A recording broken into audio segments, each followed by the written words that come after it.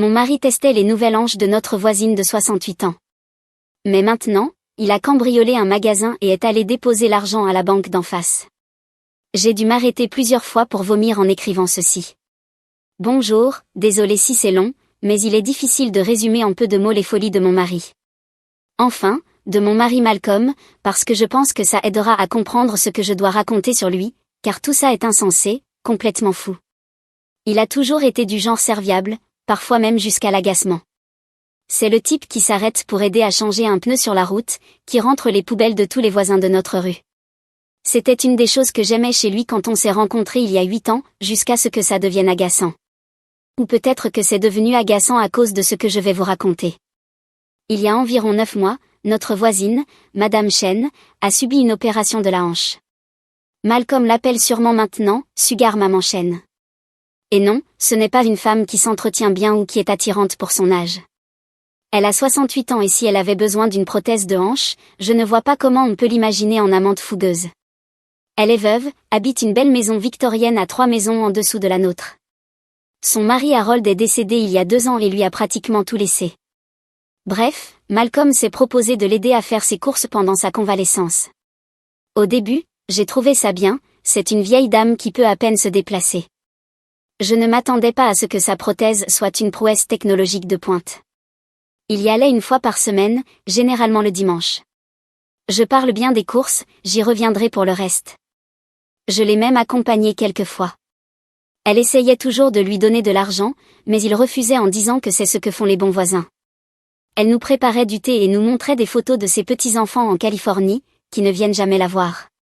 Honnêtement, j'avais de la peine pour elle.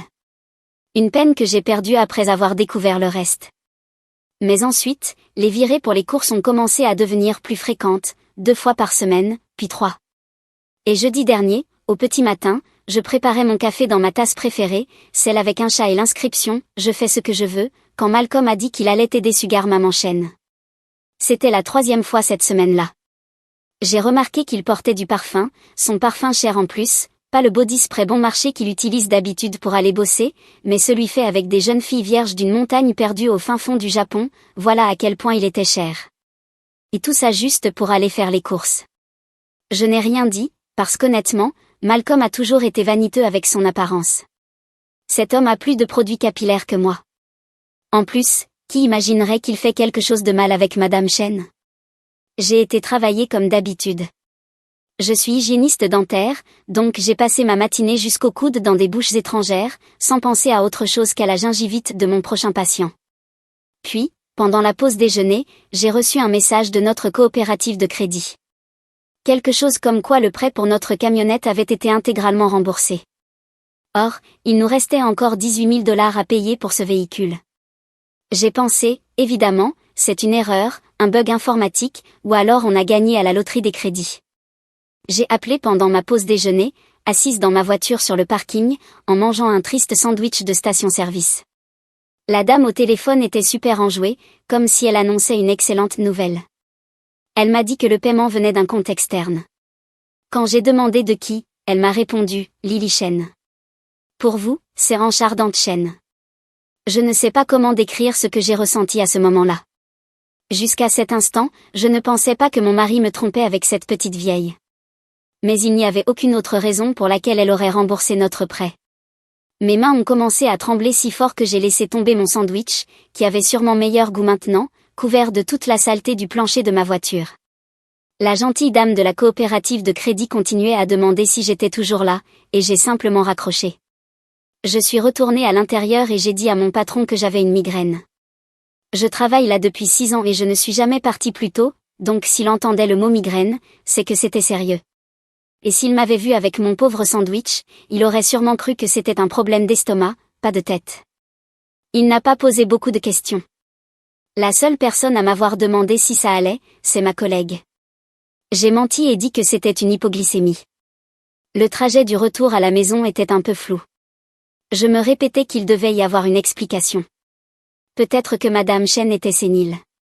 Peut-être qu'elle voulait payer autre chose et s'était trompée de compte. Peut-être que Malcolm lui avait parlé de nos problèmes financiers et qu'elle avait voulu aider. Les vieilles riches font parfois ce genre de choses, non? Comme ces histoires de serveuses qui reçoivent des pourboires de 10 000 $. Mais plus j'y pensais, la seule explication, c'est que Malcolm aimait ses nouvelles hanches bioniques. Puis, j'ai tourné dans notre rue, et j'ai vu son camion garé dans l'allée de chez elle, à 14 heures, un jeudi. Alors qu'il était censé être au travail. Je me suis garée à 4 maisons de distance. Mais comme je ne voyais pas très bien, je me suis avancée un peu plus. Je suis restée là 20 minutes. Dans mon véhicule, à fixer sa maison, à essayer de me convaincre de repartir, de rentrer chez moi et d'attendre qu'il m'explique. J'ai essayé de ne pas devenir folle. Mais je ne pouvais pas bouger. Je suis simplement restée là, avec la climatisation à fond, les yeux rivés sur sa porte d'entrée. Et quand elle s'est enfin ouverte, j'ai vu mon mari depuis 6 ans sortir en ajustant sa ceinture. Ses cheveux étaient en bataille, de cette manière bien précise que je connais un peu trop bien. Et là, il était Sugar Maman Chen se tenait sur le seuil, vêtu d'une robe de chambre en soie rose qui valait probablement plus que mon échéance mensuelle de voiture. Elle le saluait comme s'il allait avoir besoin d'une autre prothèse de hanche après ça. Je l'ai suivi. Je n'en suis pas fière, mais j'ai suivi mon propre mari, comme une détective privée dans un mauvais film. Il est allé directement au lave-auto, le cher, celui avec l'abonnement mensuel illimité qu'il avait insisté pour qu'on prenne. Je me suis garée de l'autre côté de la rue et je l'ai vu passer l'aspirateur dans chaque recoin de la camionnette. Je l'ai vu vaporiser assez de désodorisant pour étouffer un cheval. Je l'ai vu inspecter les sièges 3 fois, comme s'il cherchait des preuves. Il est rentré à la maison à 17h30 avec un sac de courses. Il m'a embrassé sur le front, comme si de rien n'était, s'est plaint du trafic et m'a demandé ce qu'il y avait pour le dîner. Du poison, pensais-je pendant que je mettais la table, en servant les nouilles et la sauce. Mes mains tremblaient tellement que je faisais tout tomber. Il chantait sous la douche, oui, il chantait. Et quand il est sorti, j'ai vu des traces de griffures sur son dos. Et oui, elles étaient récentes. Je n'ai pas pu manger. J'ai juste poussé la nourriture dans mon assiette pendant qu'il parlait de son travail, de son ami Marcus qui voulait aller à la pêche ce week-end, ou peut-être repeindre le garage. Des conversations de dîner normales, après avoir couché avec la petite vieille d'en face. Je me suis levée sans cesse pour aller boire de l'eau à l'évier, pour qu'il ne voie pas mon visage. Cette nuit-là fut la plus longue de ma vie. Je suis restée éveillée jusqu'à 3 heures du matin, à l'écouter ronfler. À me demander combien de fois il était rentré en sentant le désodorisant. Combien de « virées pour les courses » étaient en réalité. Oh mon Dieu, je ne peux même pas finir cette pensée sans avoir à vomir encore. Le lendemain matin, j'ai attendu qu'il parte au travail. Je lui ai donné un baiser d'au revoir comme toujours, j'ai souri, et lui ai dit « Passe une bonne journée, chérie », comme toujours. Puis j'ai fouillé dans sa camionnette. Je l'ai trouvé dans la boîte à gants, sous les papiers d'immatriculation et quelques vieilles serviettes de chez McDonald's, une carte d'anniversaire, avec un petit gâteau sur la couverture, et l'inscription « Joyeux 34e anniversaire à mon bébé », en lettres argentées et bouclées. Ce sont les traces de rouge à lèvres qui m'ont fait craquer. Rouge vif, bien sûr, couvrant tout l'intérieur blanc de la carte. Écrite avec une écriture tremblante de vieille dame, ces 8 derniers mois m'ont fait me sentir vivante à nouveau. Je t'aimerai toujours. 8 mois. 8 putains de mois de trahison. Il testait littéralement les nouvelles hanches de Madame Chen.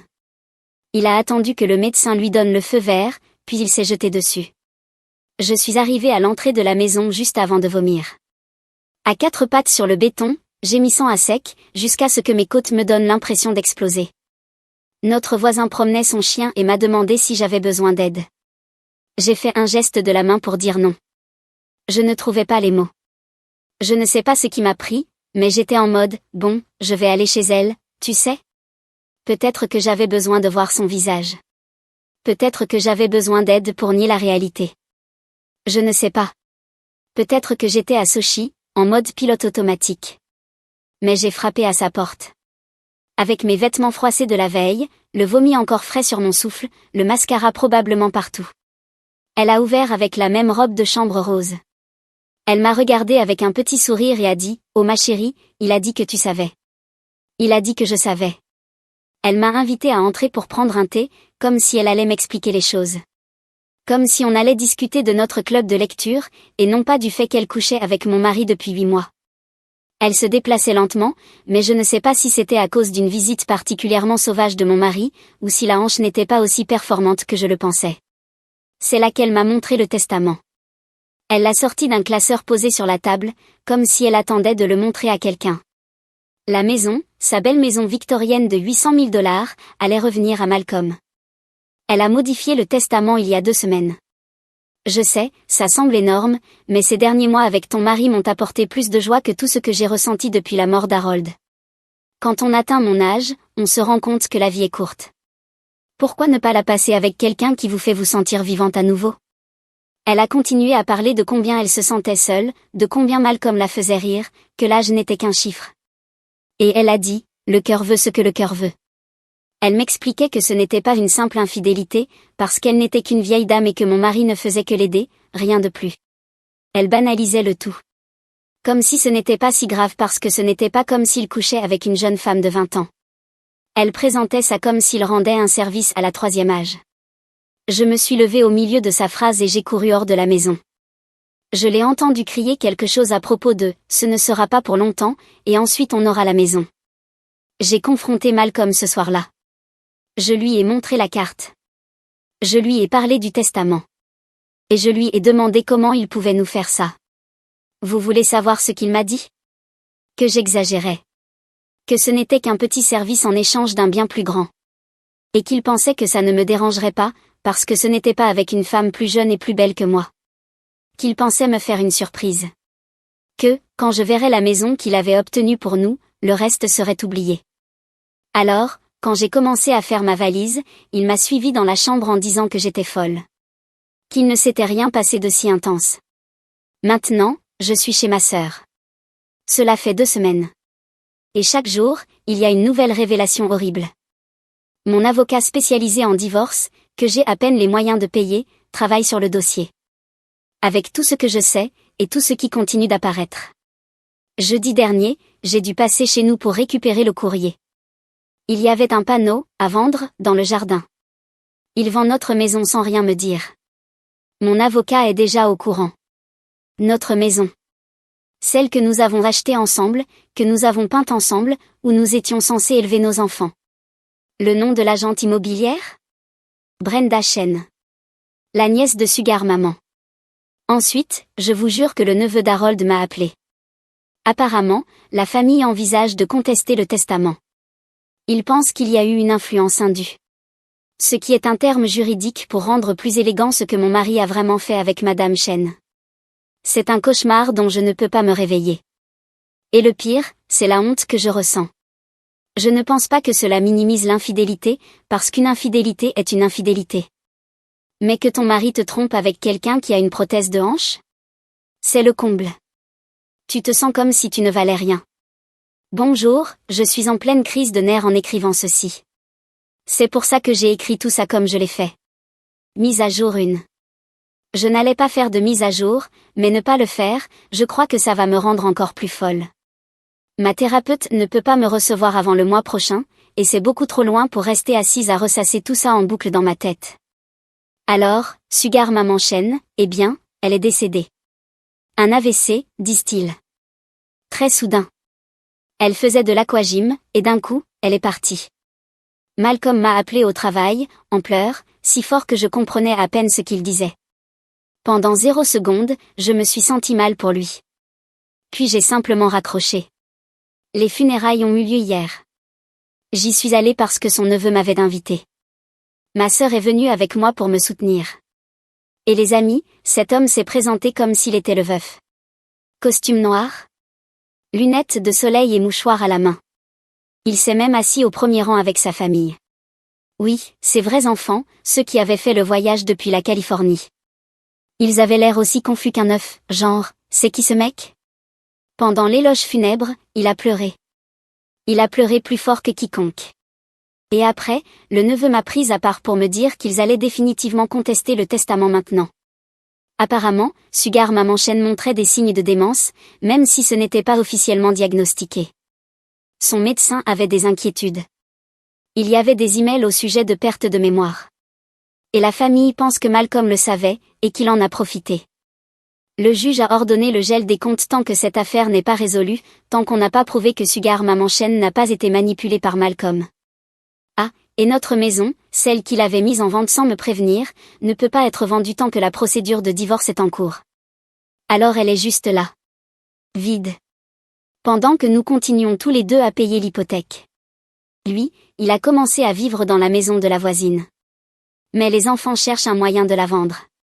Parfois, je passe devant notre maison. L'herbe devient de plus en plus haute. Les pétunias que j'avais plantées au printemps sont en train de mourir. Et non, je ne veux pas m'y installer. Je veux la vendre. Je ne pourrais jamais être en paix en sachant que mon mari est mon voisin, vivant dans la maison de sa maîtresse morte de vieillesse, après l'avoir manipulée. Mise à jour 2. Je n'avais pas prévu de donner des nouvelles, mais beaucoup d'entre vous m'ont envoyé des messages, me demandant ce qui s'était passé. Qu'est-ce qui s'est passé? Qu'est-ce qui s'est passé? Et franchement, j'ai besoin de l'écrire, parce que si je ne le fais pas, je vais devenir folle. Cela fait maintenant 3 mois, 2, pour être précise. Prenez quelque chose à boire, parce que ça va être long et très intense. Je ne vous dirai pas quoi boire, mais avec cette introduction, vous pouvez deviner le genre de poison en bouteille qu'il vous faudra. Moi, je sais déjà ce que je bois à 8 heures du matin. Donc, lors de la dernière mise à jour, la famille Chen contestait le testament, et Malcolm vivait dans sa maison. C'était il y a 3 mois. 3 mois qui ont semblé durer 10 ans.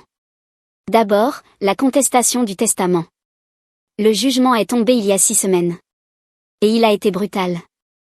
Il s'avère que l'avocat de la famille Chen avait engagé un type de San Francisco spécialisé dans les affaires d'abus envers les personnes âgées. Ils avaient tout. Des vidéos de la banque où l'on voit Malcolm littéralement accompagner Madame Chen pour signer les papiers. Des textos dans lesquels il la coachait sur ce qu'elle devait dire à son avocat. Un enregistrement téléphonique où il dit à quelqu'un « Je pense que c'était son ami Marcus, mais la voix était déformée », je cite. La vieille ne se souvient même plus de ce qu'elle a mangé au petit-déj, c'est du gâteau. Mais le vrai coup de grâce, ça a été la coiffeuse de Sugar Maman Chen. Une perle de femme, appelée Dolores. Elle s'est manifestée et avait beaucoup à dire. Apparemment, Madame Chen lui racontait tout pendant ses rendez-vous hebdomadaires. Et Dolores, que Dieu bénisse son âme, écoutait depuis des mois. Elle a parlé parce qu'elle s'inquiétait pour sa cliente et son héritage. Dans une déposition, elle raconte que Madame Chen ne comprenait pas pourquoi son petit ami avait besoin d'autant d'argent. Dans une autre, elle ne se souvient même pas du nom de Malcolm et l'appelait Harold. Le juge a statué qu'il s'agissait d'un cas classique d'influence indue et d'abus financiers sur personnes âgées. Non seulement Malcolm a perdu l'héritage, mais le juge a aussi transmis l'affaire au parquet pour une enquête criminelle. Et c'est là que tout a basculé. Malcolm a disparu. Je veux dire, disparu. Ils ont retrouvé sa camionnette abandonnée dans une aire de repos près de la frontière de l'État. Son téléphone était éteint.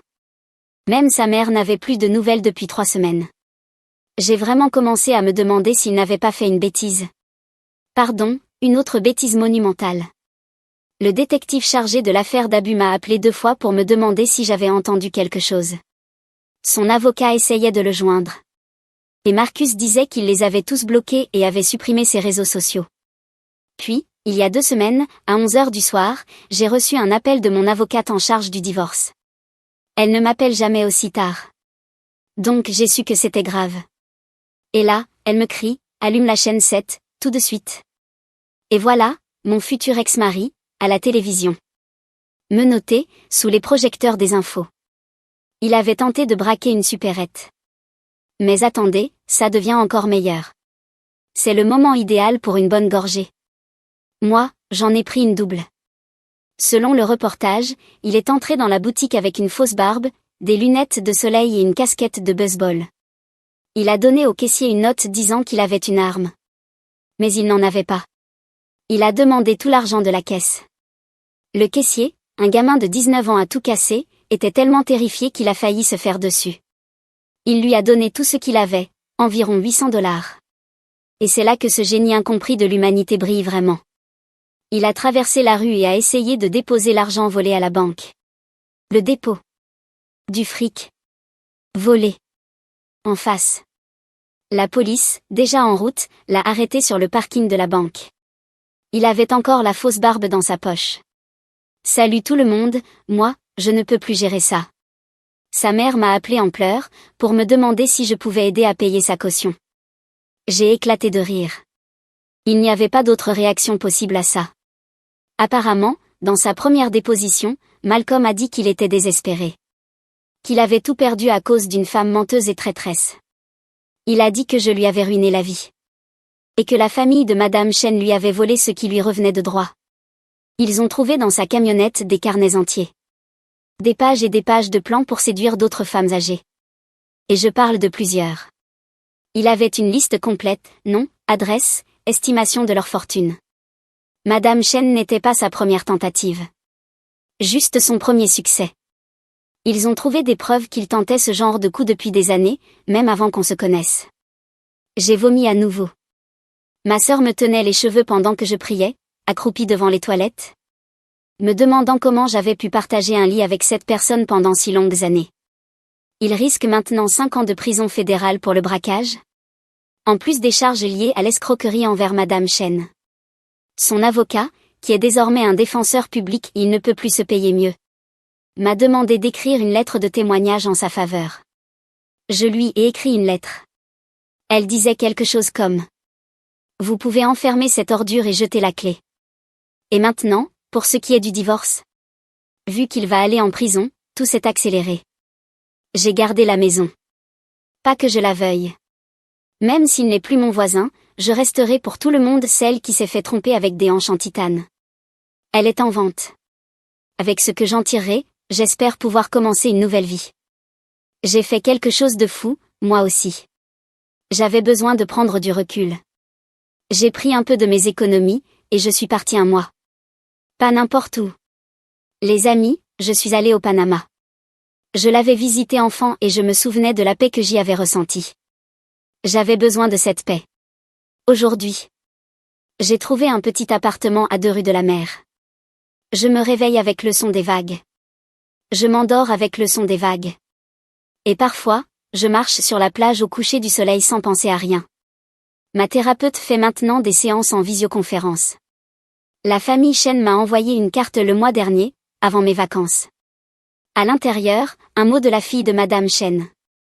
Notre mère n'était pas parfaite, mais elle ne méritait pas ce qu'il lui a fait. Merci d'avoir eu le courage de révéler la vérité.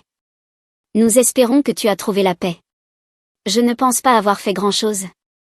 À moins que divorcer de mon mari ne compte comme un exploit. La condamnation de Malcolm est prévue pour le début du mois prochain. Mais je n'y serai pas. Ce jour-là, je serai à la plage, en train de construire un château de sable.